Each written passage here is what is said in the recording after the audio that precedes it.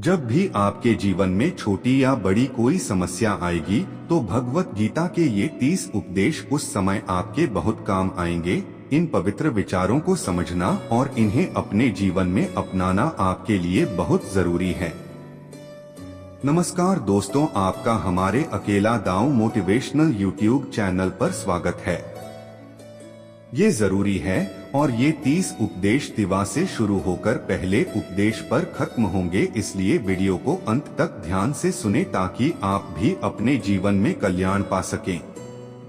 गीता का दिव्य उपदेश है अश्वभुक्तं व्यंकृतं कर्म शुभ शुभम। इसका मतलब यह है कि आपने जो भी कर्म किया है उसका फल आपको अवश्य ही भुगतना पड़ेगा। यदि आपने जाने अनजाने में अच्छे कर्म किए हैं तो वे अच्छे कर्म ही आपको उस कठिन समय से बचाएंगे। अगर आपने गलत काम किया है या पाप किया है तो आपको उसकी सजा भी मिलेगा जरूर। इंसान चाहे कितना भी छिपकर काम करे, चाहे कितनी भी चतुराई से काम करे, लेकिन कहते हैं भगवान के चारों तरफ कैमरे लगे होते हैं। वो प्रकृति, वो भगवान हमारी हर हरकत पर अपनी नजर रखते हैं। एक कदम गिना जाता है। आइए इसे एक कहानी से समझाते हैं। एक गांव में दो मित्र रहते थे। उन दोनों को लगा कि वे इस गांव में पैसा कमाने में सक्षम नहीं हैं। वे दोनों पैसे कमाने के लिए शहर गए। कुछ साल वहां रहने के बाद उन्होंने बहुत सारा पैसा कमाया और फिर सोचा कि चलो अब अपने घर वापस चलते हैं और हमने बहुत सारा पैसा कमाया है। उस समय परिवहन की इतनी सुविधाएं नहीं थीं। वह अपने बैलों पर ही यात्रा कर रहा था। रास्ते में जब रात हो गई तो उसने सोचा कि हमने आज रात यहीं विश्राम करने का निश्चय किया है। एक मित्र ने कहा कि मैं यहीं रहकर धन की रक्षा करूंगा, तुम बाजार जाकर भोजन का प्रबंध करो। जब वह दोस्त बाजार गया तो पापा की याद आई। उसने सोचा कि हमने इतना पैसा कमा लिया है, यदि मैं उसे यहीं जंगल में मार डालूंगा तो सारा धन मेरा हो जाएगा, अन्यथा मुझे उसमें से आधा धन उसे देना होगा। मन में इसी बुरी भावना के कारण उसने अपने दोस्त के खाने में जहर मिला दिया और जब उसने खाना खाया तो वह अपने दोस्त के पास चला गया।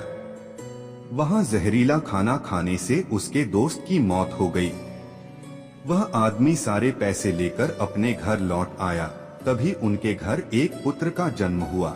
जब उनके बेटे का जन्म हुआ तो वह बहुत बीमार था। उसने अपने जीवन में सब कुछ खो दिया। उन्होंने पैसे भी कमाए थे और वो सारे पैसे बेटे के इलाज में खर्च हो गए। पुत्र बड़ा हुआ और उसका धन नष्ट होता गया। जब उनका बेटा थोड़ा बड़ा हुआ तो उसके पिता ने पूछा, बेटा तुम इतने बीमार क्यों हो? क्या तुम ठीक हो? ऐसा क्यों नहीं होता? मैंने अपनी जिंदगी का सब कुछ आप पर लगा दिया है, फिर भी आपकी तबीयत ठीक नहीं रहती। तब उनके बेटे ने कहा, कौन सा बेटा और कौन सा? पिताजी, मैं आपका मित्र हूँ जिसे आपने जंगल में जहर देकर मार डाला था। मैं तो अपना हूँ। उसी हिसाब को पूरा करने के लिए मैं आपके घर आपके पुत्र के रूप में आया हूँ। अब मेरा हिसाब आपके बराबर है। अब मेरा जीवन यहीं समाप्त होता है। इसलिए गीता के उपदेश हमें यही सिखाते हैं। कोई भी इंसान खुद को कितना भी चतुर समझे, कितना भी होशियार हो, लेकिन अगर उसने कोई गलत काम किया है तो चाहे आज हो या कल उसे उसका परिणाम भुगतना ही पड़ता है। कोई भी व्यक्ति अपने कर्म को भोगे बिना उससे मुक्त नहीं हो सकता। गीता का 29वां उपदेश है कि आपके सभी दुखों का कारण किसी को अपना मानना है। क्या आपने कभी गौर किया है कि आपके जीवन के सारे दुख, परेशानियां और चिंताएं वहीं से आती हैं जहां आपको अपमानित किया जाता है कि यह मेरा है, यह मेरा है। यहीं से आपके जीवन में दुख आने शुरू होते हैं। आइए इसे एक छोटी सी कहानी से समझते हैं। एक आदमी के पास बहुत बड़ा महल था। उन्होंने अपने जीवन की सारी पूंजी लगाकर वह महल बनवाया था। आसपास के शहरों से बहुत से लोग उसके महल को देखने आते थे। कई बड़े व्यापारियों ने उसके महल को खरीदने की कोशिश की, इसलिए वह महल उसका हो गया। वह अहंकारी हो गया। उसके जीने का कारण यह था कि उसे उस महल से बहुत लगाव था। एक दिन उसके महल में आग लग गई और वह कहीं बाजार गया हुआ था। जब वह घर लौटा तो उसने देखा कि उसका महल आग में जल रहा है।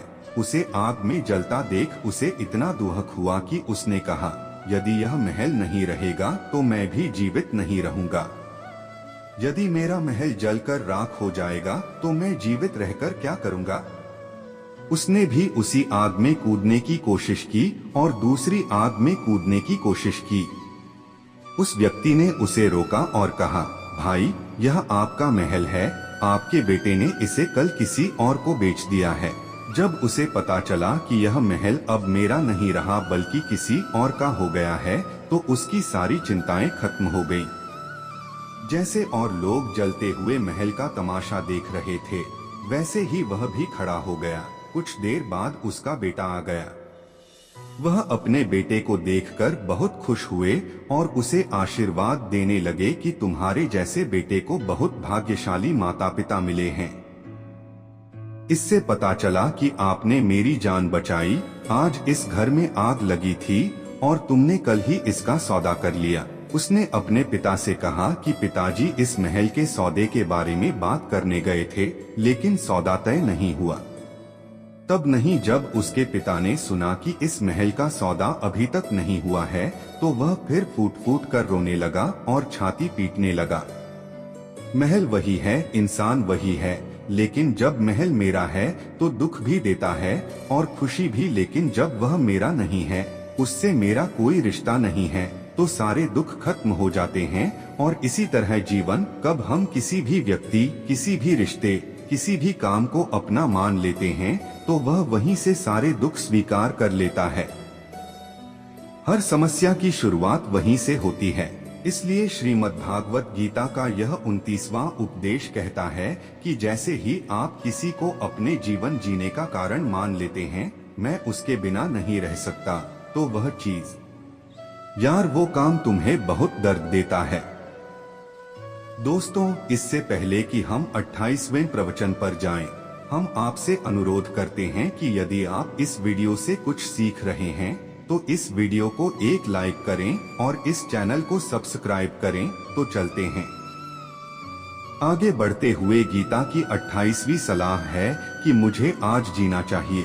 हल्की फुल्की चिंता करना बंद कर देना चाहिए। जो भी व्यक्ति अपने अतीत या अपने भविष्य में खोया रहता है वह जीवन में कभी खुश नहीं रह सकता। आपको जीवन में सिर्फ और सिर्फ खुशियां ही मिलेंगी। यह तभी प्राप्त किया जा सकता है जब आप वर्तमान में जी सकें और आज का आनंद उठा सकें। कल और कल का कोई वास्तविक अस्तित्व नहीं है। यह केवल आपकी बुद्धि और आपके विचारों में मौजूद है। यह केवल आपके मन और बुद्धि में मौजूद है। हम जिस तरह से जीते हैं उसमें कोई वास्तविकता नहीं है। यह केवल आप अपने मन और बुद्धि के भीतर जीते हैं, लेकिन वास्तविकता में आप जो जीते हैं वह आपका आज है। यह आपका चालू क्षण है। यदि आप अपने मन और बुद्धि को अपने अतीत से अलग कर देते हैं और उपस्थित, अगर आप भविष्य में फंसे रहेंगे तो याद रखें कि आप कभी खुश नहीं रह पाएंगे। और अगर आप जीवन में खुश रहना चाहते हैं तो आज और इसी पल में जीना सीखें। गीता का 27वां उपदेश है कि जो तुम्हारे साथ अन्याय करे, पाप करे, गलत करे, उसे दंड दो। तुम्हें यह देना ही होगा। अगर आप उसे बर्दाश्त करेंगी तो वह आपके साथ और भी गलत करता रहेगा। यदि तुम उसे सहन करोगे तो तुम भी उसके पापों में भागीदार बन जाओगे।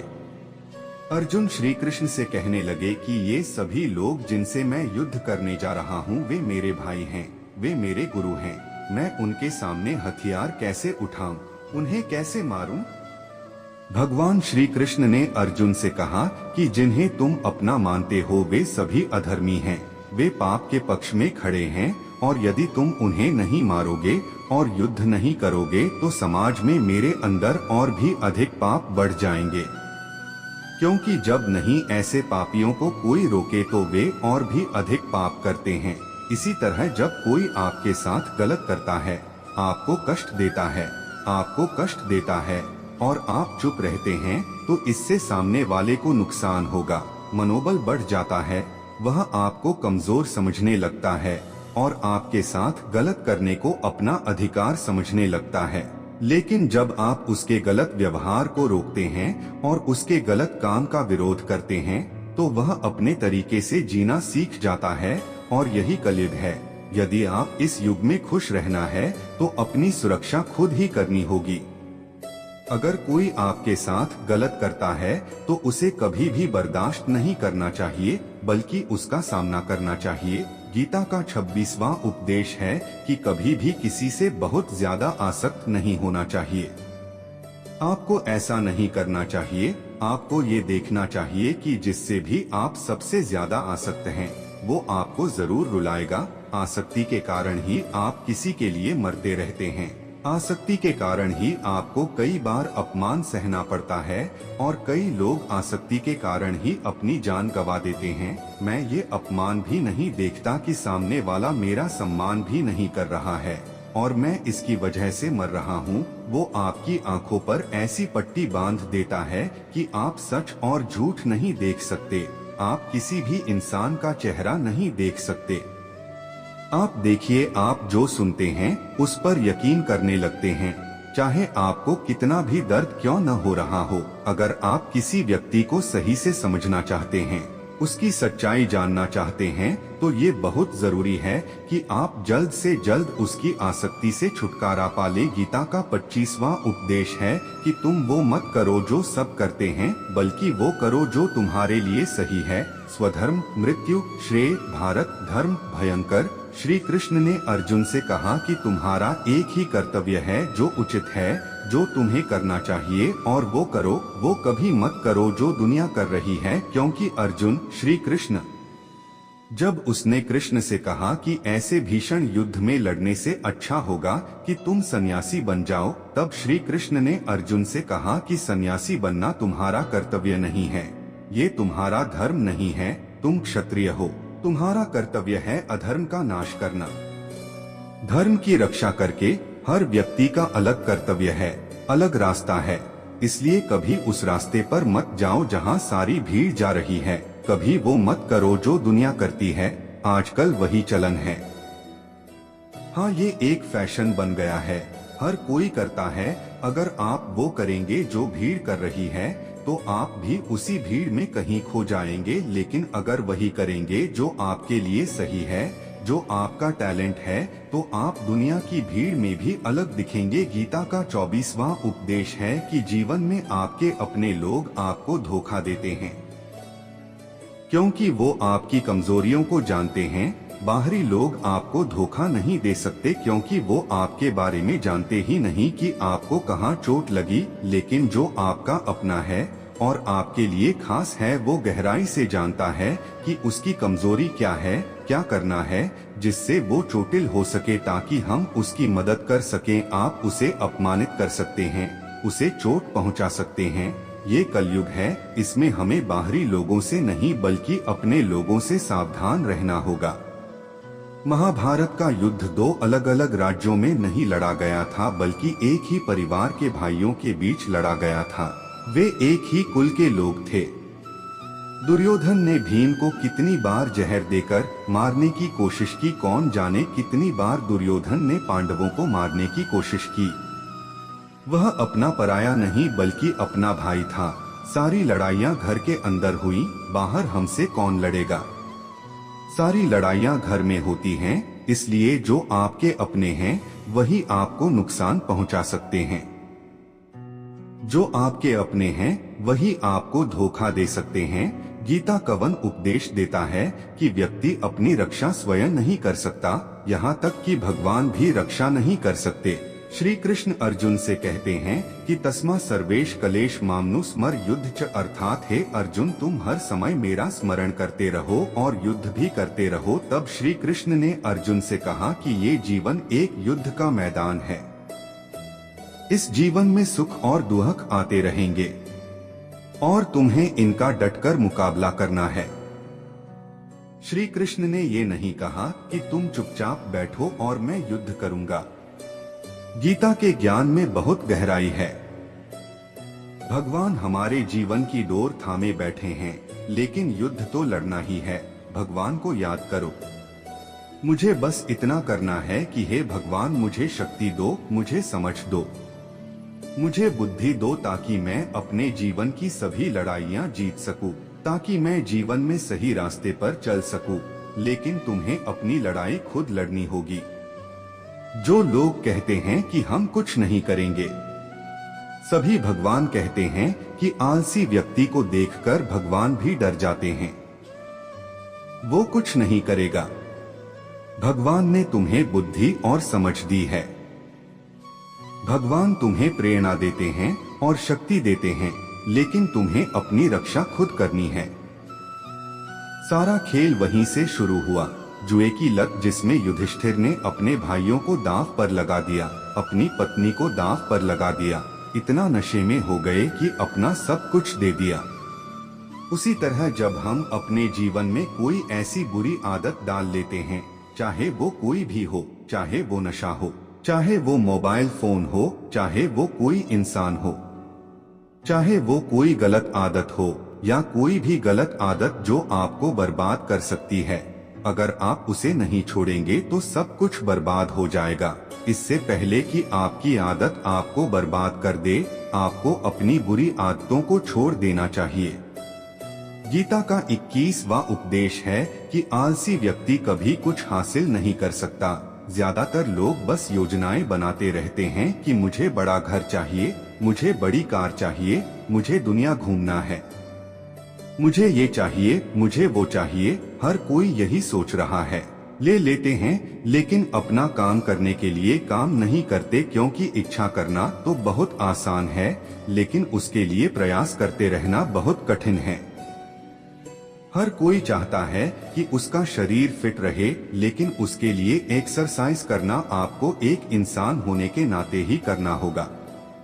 अगर कोई व्यक्ति आलसी बैठता है तो उसे न तो अच्छा शरीर मिलता है और न ही अच्छी जिंदगी। इसलिए अगर आप जीवन में कुछ हासिल करना चाहते हैं तो अपने जीवन से आलस्य को दूर कर दीजिए।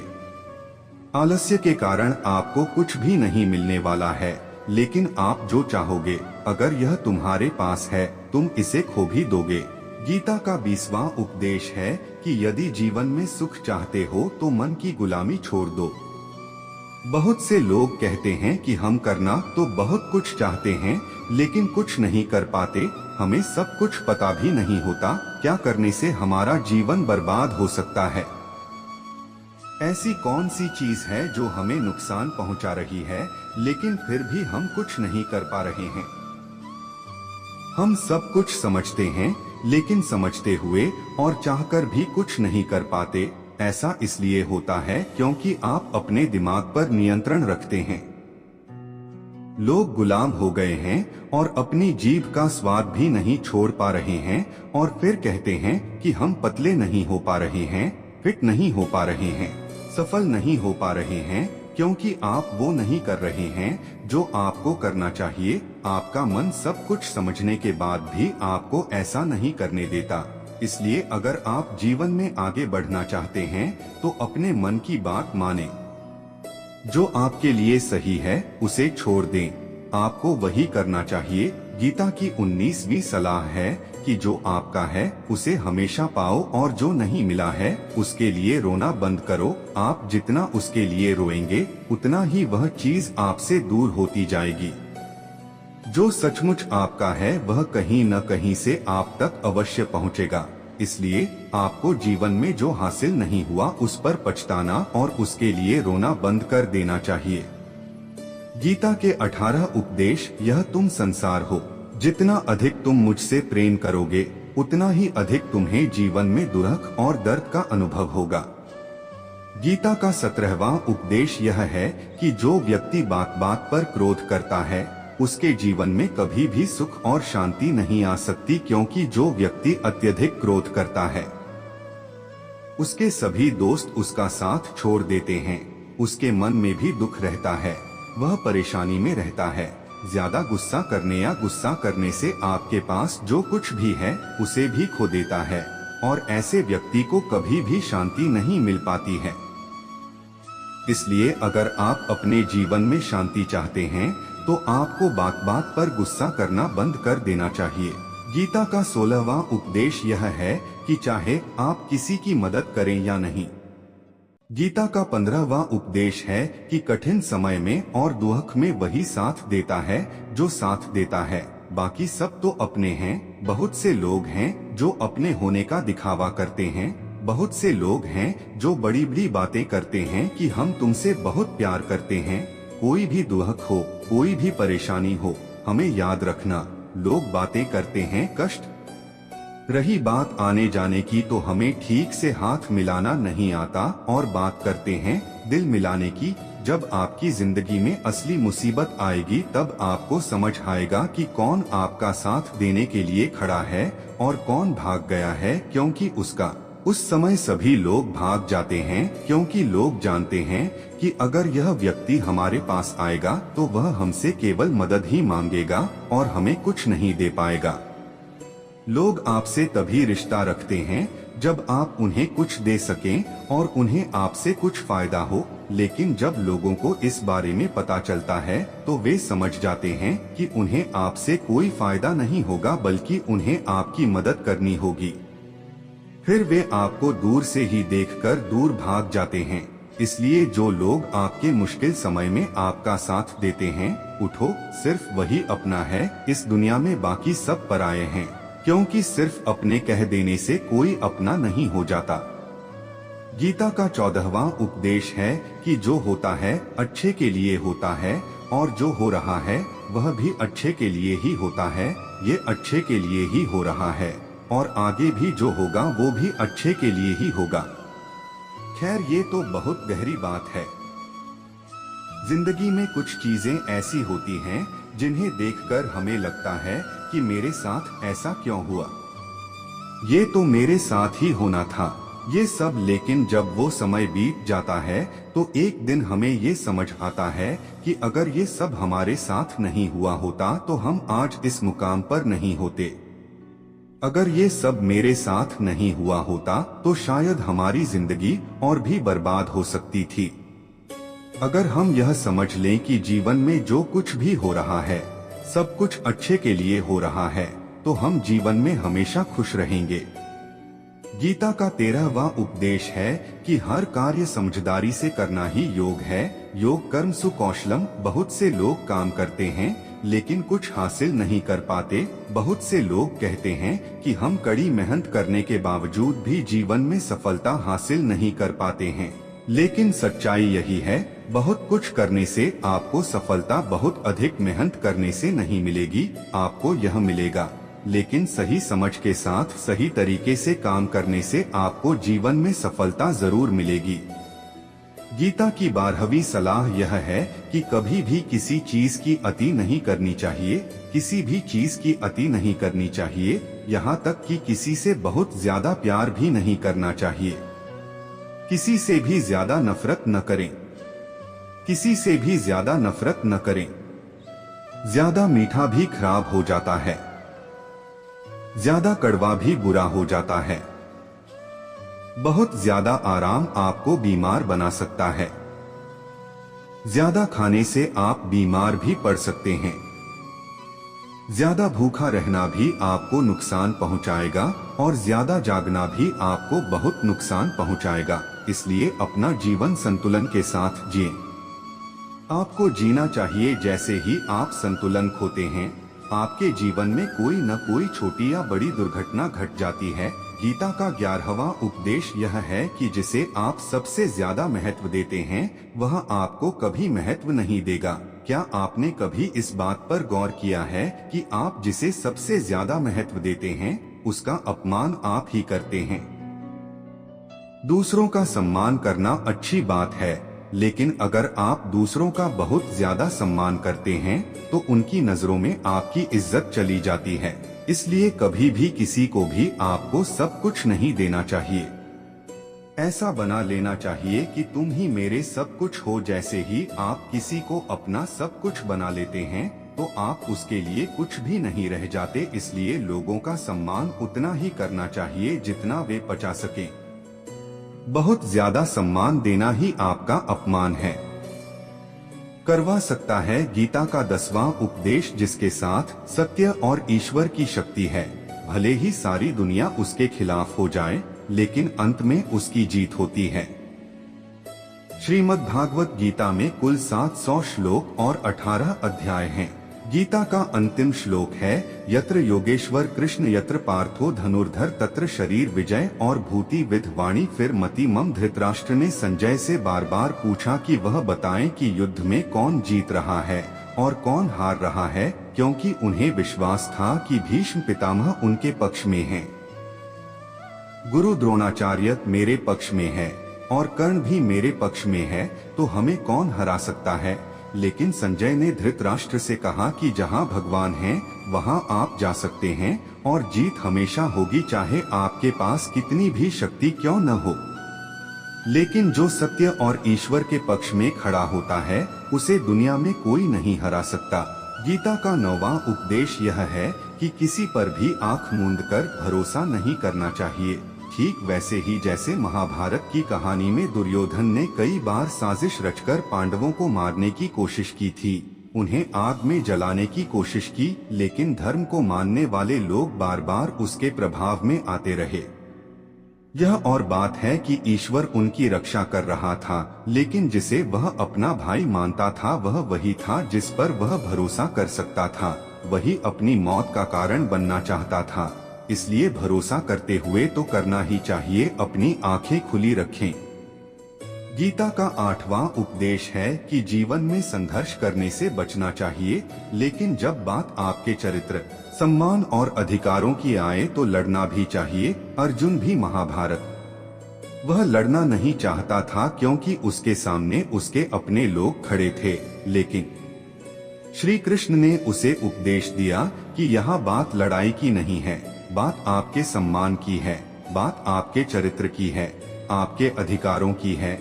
जो कौरवों ने भरी सभा में द्रौपदी का अपमान किया, तुमने उसे नंगा करने की कोशिश की और इतना बड़ा अन्याय किया जिसे तुम्हें कभी बर्दाश्त नहीं करना चाहिए। इसलिए जब तुम्हारे चरित्र या तुम्हारे सम्मान की बात आती है, चाहे वह तुम्हारा अपना ही क्यों न हो, तो तुम्हें उससे लड़ना ही चाहिए। गीता का 7वां उपदेश यह है कि चाहे कितना भी बुरा समय क्यों न आए, जो व्यक्ति जीवन में कभी हिम्मत नहीं हारता वह सब कुछ हासिल कर सकता है। जब पांडव जुए में सब कुछ हार गए तो उन्हें 12 वर्ष का वनवास और 1 वर्ष का वनवास मिला। वे भिक्षा मांगने लगे। वे जंगलों में भयानक जानवरों के बीच भटकते हुए अपना जीवन व्यतीत करते थे, लेकिन इतने कठिन समय का सामना करने के बाद भी अंत में उनकी जीत हुई, क्योंकि उन्होंने कभी हिम्मत नहीं हारी। इसी तरह आपके जीवन में चाहे कितना भी कठिन समय क्यों न आए,